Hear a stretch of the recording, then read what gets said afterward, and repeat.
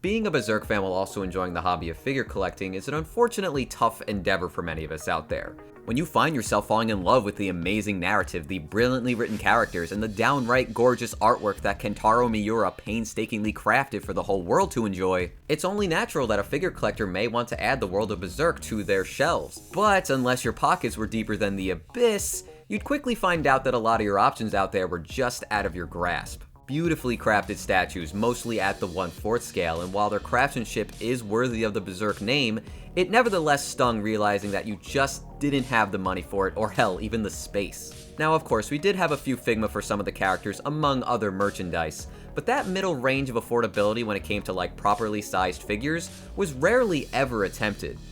Until now. Max Factory's Pop-Up Parade Guts. You see, a few years back, Good Smile Company created a new line of affordable figures to tackle the issue of rising prices while also meeting the demand of consumers' desire to, well, consume. How's that been going? Well, it's going. Sometimes you get exactly what you were expecting, other times a few issues here and there, but for $40 or so, it could be worse. And then other times you get Eren Yeager or Zero Two, and you wonder where did it all go so wrong. But the line's greatest strength is in its variety, giving us characters that Good Smile Company or any of its subsidiaries would rarely or never go near, and a figure of Guts in his Berserker armor falls right into that category.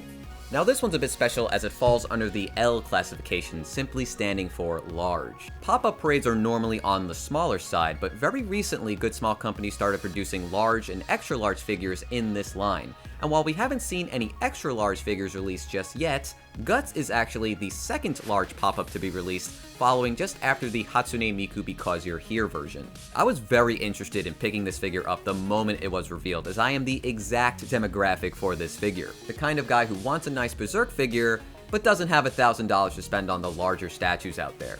At least not without making a financially stupid decision. Which I'm not above, but in this case, I'm trying. For only 8,800 yen though, I couldn't exactly say no to this opportunity. And this would actually be my first pop-up parade ever. I've always wanted to buy one of these to judge the line personally for myself.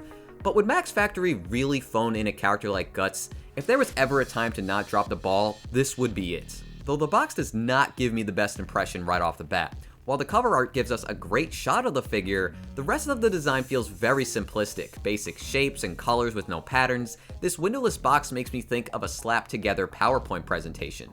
The material also feels extremely flimsy, so you may want to be really careful when storing this one if you care about the condition of your boxes. This is such a big box though, for no good reason. There's not even much to assemble, but I was shocked when this guy arrived at my house, even more at the shipping costs. Anywhere from like 6,000 to 8,000 yen from what I've seen online.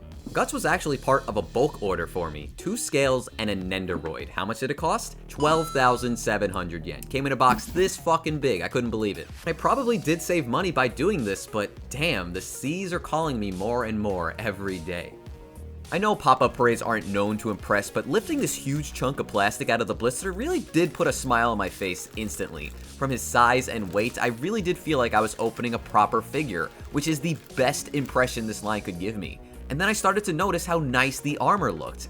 It's nuts to me how this Guts figure costs the exact same price as the previously mentioned Miku when you compare the two, as there's a ridiculous amount of sculpting detail going into Guts. His armor looks sick, it's properly edgy and jagged, painted in this very dark gray, almost like a gunmetal, lights bouncing off the paint job and the numerous lines, giving it a slightly shiny look without being too polished. Tons of bolts throughout the plating, buckles by the crotch, the proper plate layering on all his limbs and body, and of course those bright red menacing eyes. The only thing that could make this figure better is if he was sculpted in an iconic pose from the series. Oh wait, he is, straight off of Volume 28, a faithful recreation of one of my favorite pieces of art from the series. A stylishly cool piece on the surface level that draws you in, but it's that depressing loneliness underneath, that emotionally brutal journey that Guts finds himself on that keeps you invested. And I think as far as capturing the essence of Berserk goes, Max Factory did a really nice job here.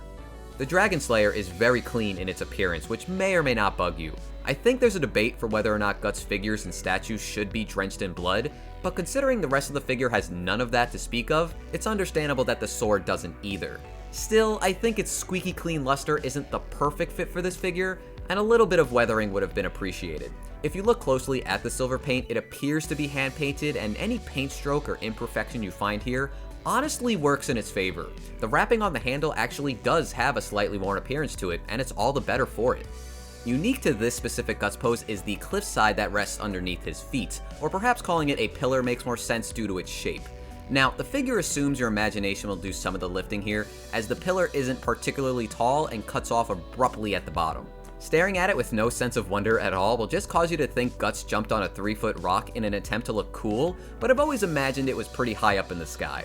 Once again though, with this figure, I'm fairly impressed at this rock formation. There's no two stones alike on it. The gray color fits the tone of the figure. The shading in white paints used to simulate the scuffs, scrapes, and depth are all excellent, and the entire figure feels very sturdy as Guts is bolted down onto the rocks. Where I draw the biggest issues from on this figure, however, is his cloak.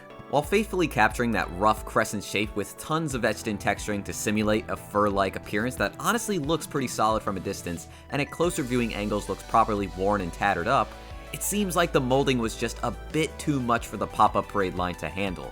As you reach towards the bottom of the cloak, there's a very obvious break between the pieces of plastic that ruins your immersion with this figure. Instead of being one gigantic, impressive piece of plastic, the cloak is assembled with a few pieces, as the fluttering portions must have been too much for the manufacturing process. That or they cut corners, but it's an unfortunate flaw of the figure regardless. Like I said earlier though, the remainder of the sculpt of the cloak is quite solid, and the appearance for the price point is great, but if you're looking for flaws on this figure, I'd say this is the main one. Oh, but then there's that dreaded pop-up parade base that everybody seems to hate, this time taking the form of a black opaque hexagon.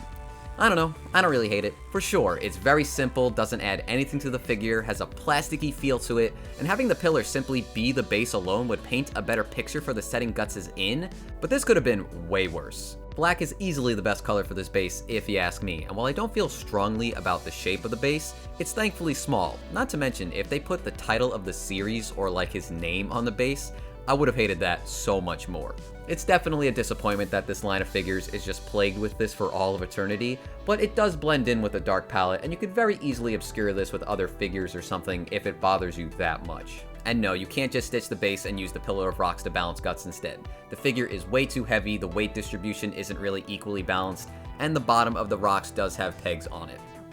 As a bonus, you also get an extra headpiece with clear plastic used for the eyes, which allows you to slot in a Me-Lite 316R should you have one. I unfortunately do not, but I appreciate it that they threw this in at seemingly no extra cost to the consumer. Let's do a little size comparison. Here's a bunch of my male figures I always have on display behind me, all roughly around the 1/8 scale. And he looks pretty big, though I'd hope so considering the L classification, but I do believe that this scale is his best fit, considering he's like a 6'8" giant. Once we start using 1/7 scales though, like this Shootin' Doji figure, it's still not a bad fit, but it does make you start wanting to ask some questions. Anything beyond this point is probably going to be ill-fitting. The Berserker armor has always been one of my favorite armor designs inside and out of the series, and there's always been a feeling of something missing from my collection due to not having a proper size figure of Guts in said collection. Would I have rather seen a $300 scale from Good Smile Company or Max Factory instead of a pop-up parade? Honestly, yeah, because that's what I typically collect. But all things considered, this ain't bad. In fact, I'd say it's pretty darn good. Not perfect, mind you. One thing I failed to mention up until this point is the feel of this figure. Like, actually touching the plastic somehow gives me a sensation of cheaper materials being used. It's very strange, but the fact that the rocks feel smooth to their touch despite the jagged appearance, or the oddly stiff cloak that seems thick enough not to break but lacks that flexibility you sometimes get with normal PVC figures, are just a few of the standouts to me.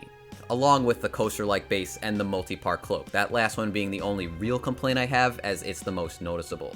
Due to the dark paint throughout the figure, finding paint flaws was actually pretty difficult, and the rougher looking design of his cloak and armor does a really good job of hiding most of them if they exist. I'm gonna be honest, I was expecting to be way more nitpicky with this figure knowing the pop-up parade line, but with tempered expectations, I'd give him like an 8 out of 10, maybe 7 if you're picky, or 9 if you just like Guts and you don't really care about the little details. It's a solid figure with a notable presence due to its size. Like, if Guts was stuck at the old pop-up size, this figure would be much less impressive.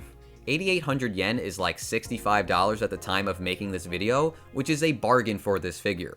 But keep in mind that shipping is almost just as much if you want him fast from Japan, so you might be better off picking him up locally. Best to do some research on that yourself just to make sure. Hopefully he's not too expensive on the aftermarket. I honestly have no idea, though I'm fairly certain that he hasn't made it overseas just yet, so he's still in circulation at the very least. Alright, but that's gonna do it. Now, if you'll excuse me, I have to start making a review for this Shootin' Doji figure. I'm really excited to open this one up, actually. But until then, thanks for watching, take care, like the video and all that to support the channel, and I'll see you around. Later.